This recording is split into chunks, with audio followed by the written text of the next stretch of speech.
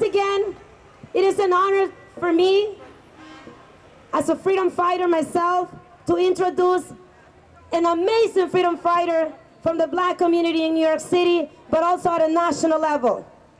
This compañero here has supported the struggle for immigrant rights and for all workers' rights.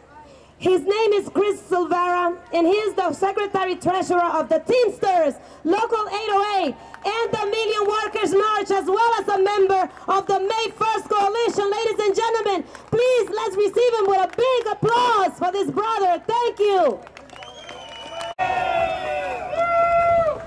One of the problems that's taking place in our struggle is that each of us think we're going to survive while the other one dies. And all they're simply doing is picking us off one at a time. I use the post office every day. UPS is represented by Teamsters, and I use the post office every day. I send cards, I send money. I got a ticket for going through a red light.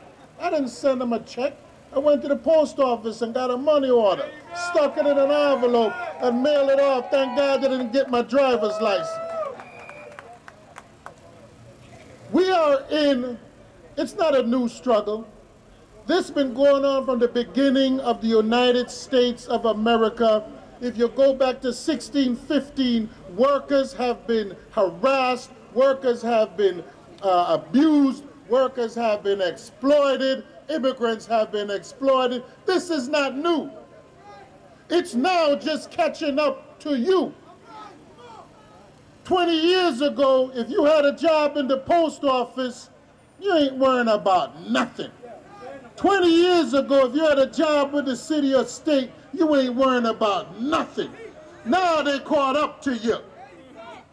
Cuomo the Democrat, Bloomberg the Republican, Obama the Democrat, Romney, Mitt, Santorum, all of them. We have to get out of waiting for the leadership. We got to build this from the ground up. We got to make each and every one of us count. We got to make our votes count. We got to get out here and organize and protest, and don't stop. I don't want to see the post office, because the post office built an infrastructure in the black community where we could send our kids to a better school, where we could buy a house, where we could afford a car. We're not going to give that up. It's Medicare, it's Social Security. Tax the rich. Go in there and increase taxes on the rich tenfold. We have given enough. We have given zeros at the bargaining table. They have taken our pensions from us. What else do they want? They want slavery. At some point, we have to ignore the law. We have to organize the drunken idiots that walk by from time to time and bring them into the fold, because tomorrow is their day.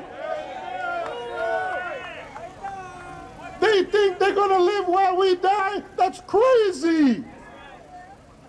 Brothers and sisters, the Postal Service, the unionized workers in the Postal Service, the unionized workers in the Transit Authority, the unionized workers on the railroads have lifted an entire class of people up in America, the UAW. If you go to Detroit right now, they're working for 50% less than they worked for 5 years ago. Something is wrong with that. At what point do we get angry enough to shut this system down? On May 1st, 2012, it's a day without the 99%. On May 1st, we're not shopping, we're not going to work, we're not going to school, we're going to march. If we build this nationwide, the word is going to be across the entire world. Look at Greece. Look at what's happening in Italy. It's not just here. This is a global struggle against the working people across the world. We have to join hands across the world and fight back and tell that goddamn 1%, we're going to take your money.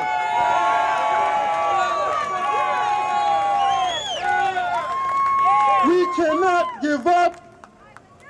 We cannot stop this struggle. We have got to join hands, blacks, women, Latino, gay, Jews, and Gentile. I don't care who you are. If you get up and go to work, join hands with us on May 1st and shut this system down.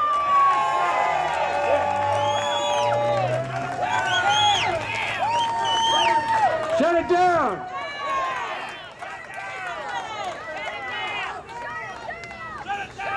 The next speaker, shut it down, shut it down.